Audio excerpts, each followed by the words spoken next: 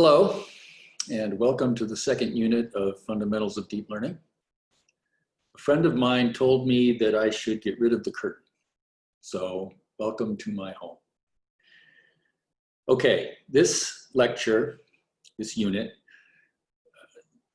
is fairly abstract, and it was designed to give people sort of a preview of what this course is going to be like. It's unfair, I think, to get a few weeks or maybe a month into the class and suddenly have it be more abstract or more challenging than it was in the beginning.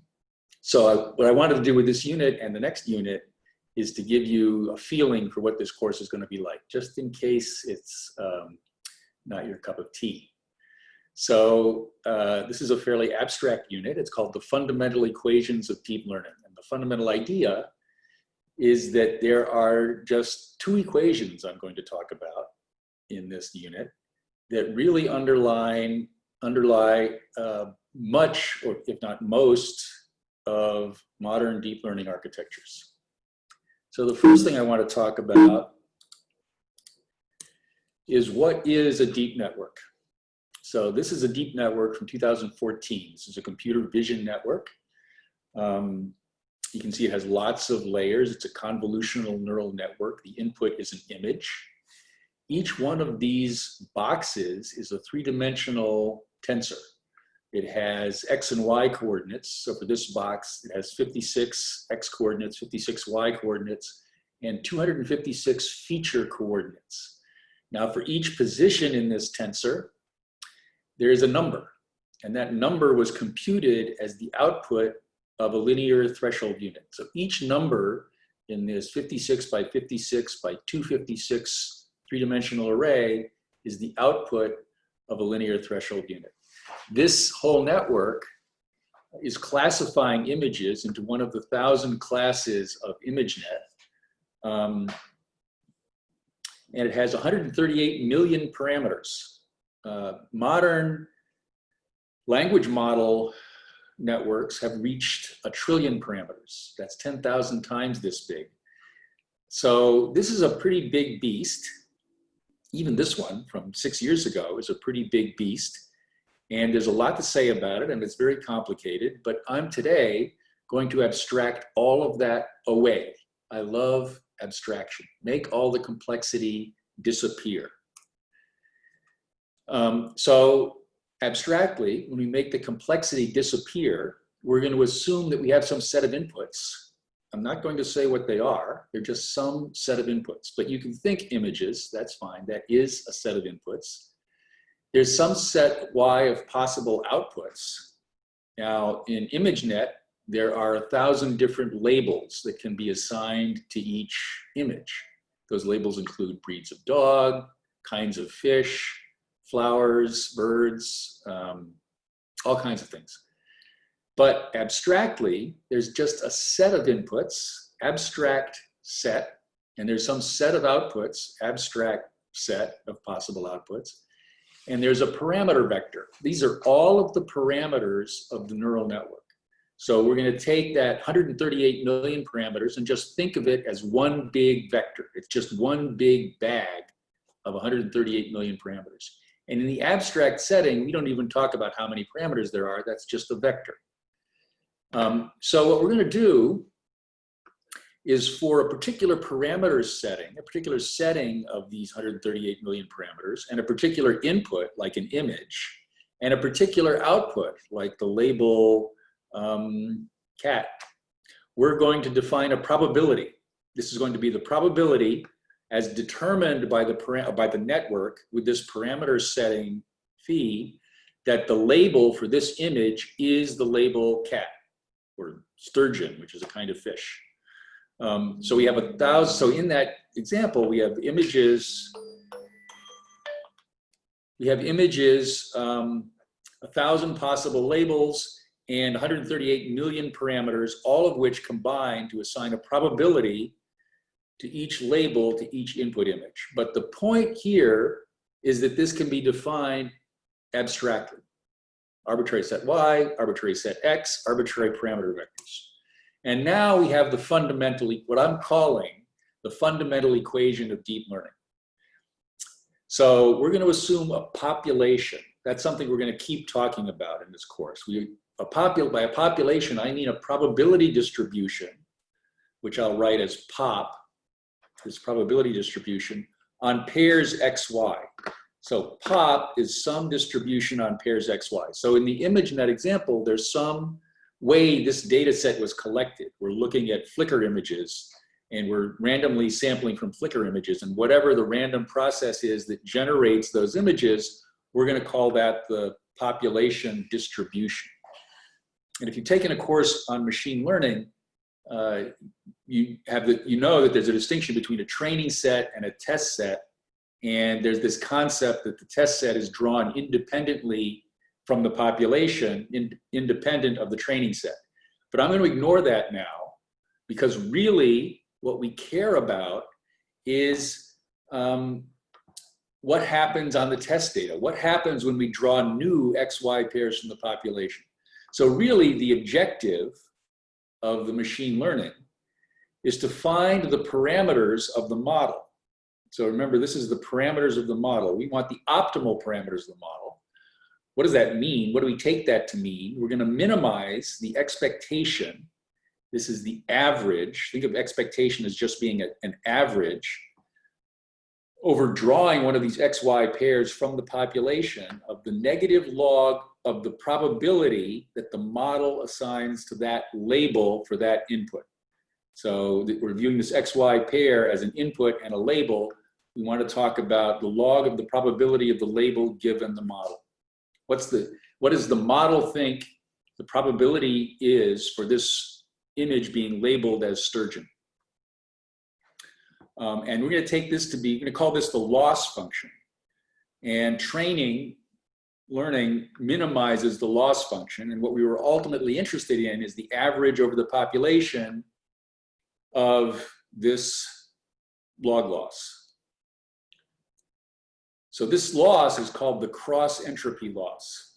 And the cross entropy loss is by far the most widely used loss in deep learning. And that's why I'm calling it the fundamental equation. Okay, I'm going to emphasize a second fundamental equation, which is simply the definition of softmax. Because not only is this cross entropy loss used universally, probabilities are almost always computed via a certain formula, a softmax formula. So the question is, how does the model determine the probability that Y is the label of the input X? And it's done by computing a score. So the score can be anything, where the model, the network is going to compute a score for each label Y given an input X, for each possible label Y. That score could be some real number. It could be positive, it could be negative. And then what we do is we take those scores and we pump them through a formula called the softmax that converts the scores into a probability distribution. So if we look at the last line, we're going to take the fundamental thing to understand or realize is that this operation, softmax over the possible set of labels of the score, converts the score to a probability distribution. It's defining this probability distribution. And it's this standard formula. You take the exponential of the score, so e to the score, and then you normalize it. You divide by the sum over all possible labels of e to the score. So that normalization guarantees that this is a probability distribution. Now, students, when I teach this course in person, will sometimes ask, why did we do this exponential? So this exponential is saying that the score is really being interpreted as a kind of log probability. And if I take the e to the log probability, I'm getting something that's proportional to a probability. And there's no really good answer as to why the numbers computed in a neural network are ultimately interpreted as a log probability other than a probability. And all I can say about that, or an intuition I can give about that, is that the fundamental workhorse of neural networks is the linear threshold unit. The linear threshold unit is adding together things. The natural thing to do with probabilities is to multiply them.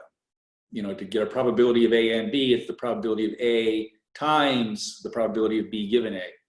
So although the network is adding, if we're thinking of things being probabilities, and the natural thing to do with probabilities is to multiply, the addition is meaningful on the log of the probabilities. So that's just a sort of hand-waving argument as to why we think of networks as computing log probabilities, sometimes called logits, instead of probabilities. So I just want to point out that in this network from 2014, VGG, this last layer in orange is a softmax layer. It's doing a softmax over the 1,000 possible labels for the image. Okay, I love abstraction. Abstraction gets rid of all of the complexity, makes the, there's much less to think about if you've got a nice abstract representation. So remember that our abstract representation is we've got some space of inputs X, some space of labels Y, and we want it in a network parameterized by some big parameter vector, and we simply want to find the setting of that parameter vector that minimizes this cross entropy loss, where the probability is typically determined by a softmax. Now, there are different regimes of this very abstract framework. And we're going to talk about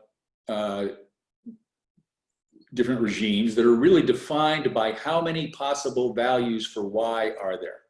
So the simplest case is where the labels are binary. You're simply taking some input and classifying it as yes or no. Does the patient have cancer or not?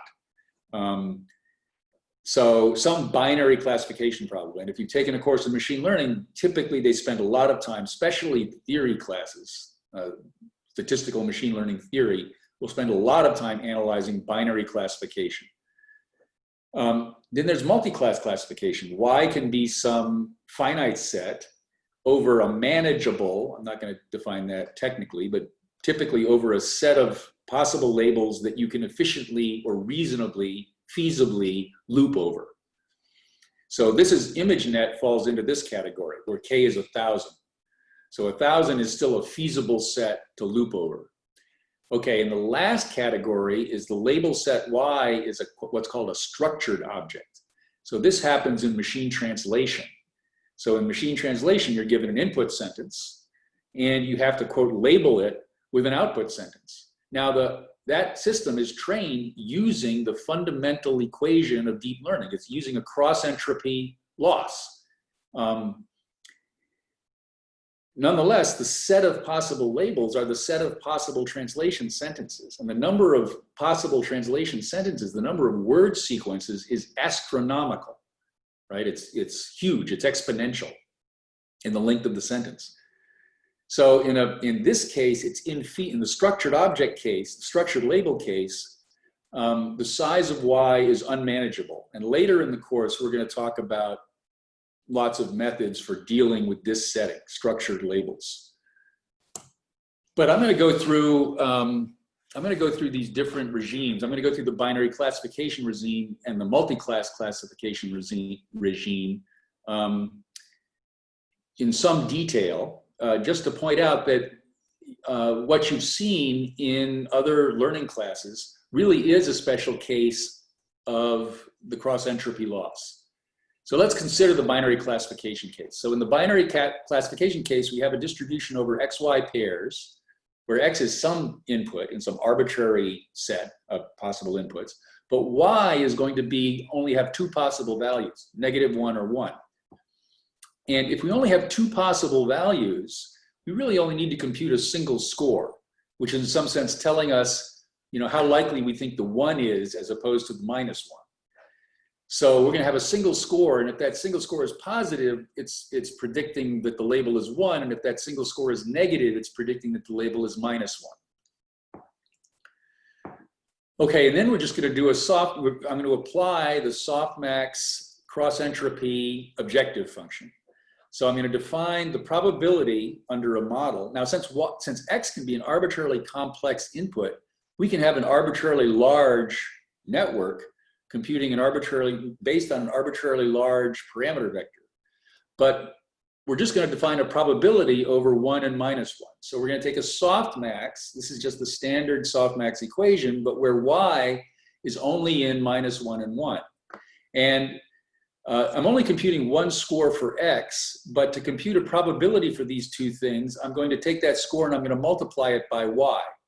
So y is either minus 1 or 1. So if the score is positive and y is positive, that gives this a positive value.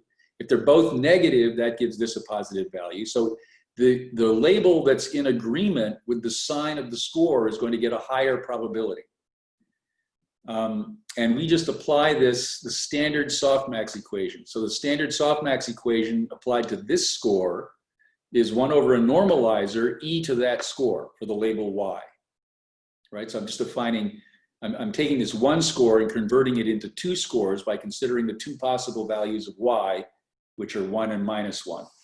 So now when I divide by z, when I take the sum over the two values of y, the denominator becomes this simple sum of two terms.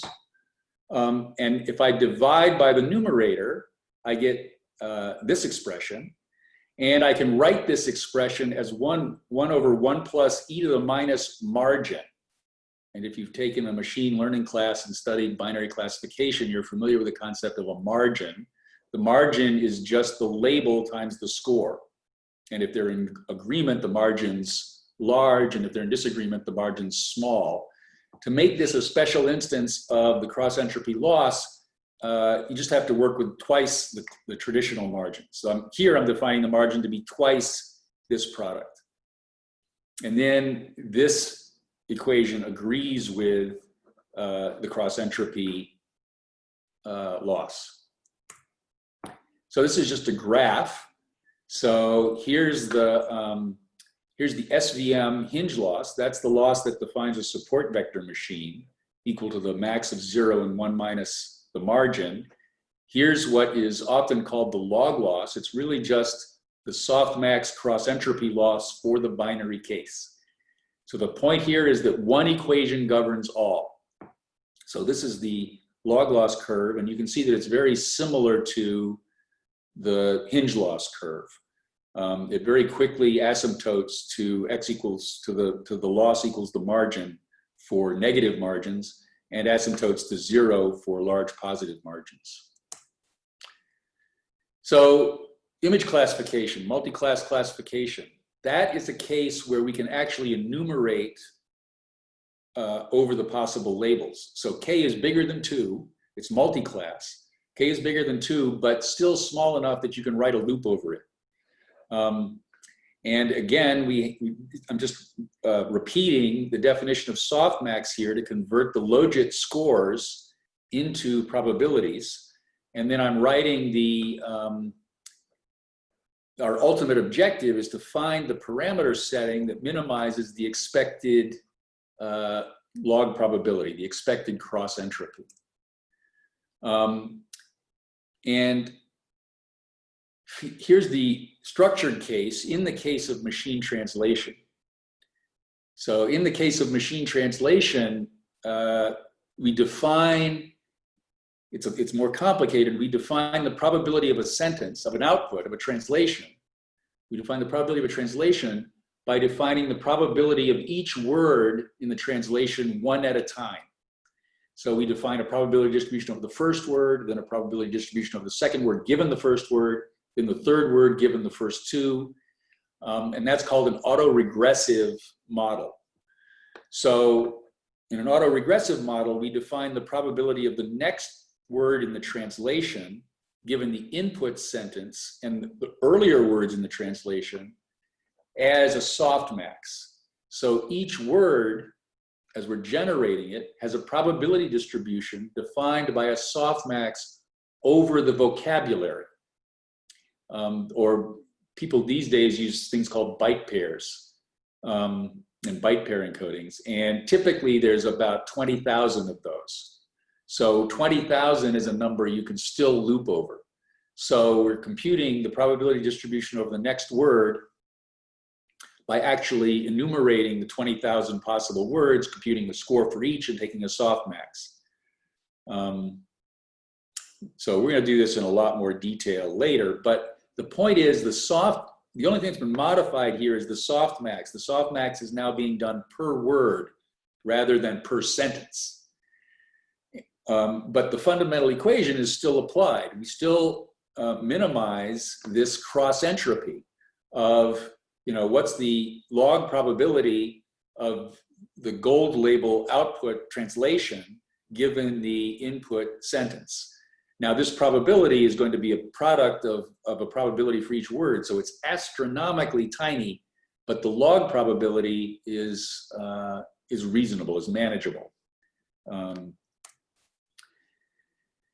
There's also an unconditional form of the fundamental equation. So if I have a probability distribution over some set, and I love abstraction, so I love to say some set. But it is useful to imagine that set being the set of all English sentences, for example. And I want to find a parameter setting for a model that's assigning a probability to each English sentence or to each element of this set, whatever this set is. And I assume I can draw examples from this population, like drawing sentences of English from some large corpus of English sentences. And for each sentence I draw, I can define, just like I did in translation, but with no input. I can just define an autoregressive model, predicting one word at a time, that assigns a probability to each sentence. And I want my model to minimize this cross entropy, the cross entropy of drawing from the population and looking at its probability. And anything you can do conditionally, you can do unconditionally, and vice versa. So all of the equations in this class will have a conditional and an unconditional version. And that's just worth pointing out. So, summary. This unit is sort of short and sweet. The summary is that there are these two equations. One defines the cross-entropy objective function, or the loss that we're interested in, that we typically optimize. And the other is a way of converting scores to probabilities, called the softmax. And the claim is that you can define these equations extremely abstractly, independent of what the set X is, independent of what the set Y is. Both the objective function, the cross-entropy loss, and the softmax way of converting scores to probabilities. So a lot of what we're going to be doing in this class is going to be at sort of this level of abstraction. And the next unit is going to dive into information theory. So I'll stop there and you can pick it up in the next unit. Thanks.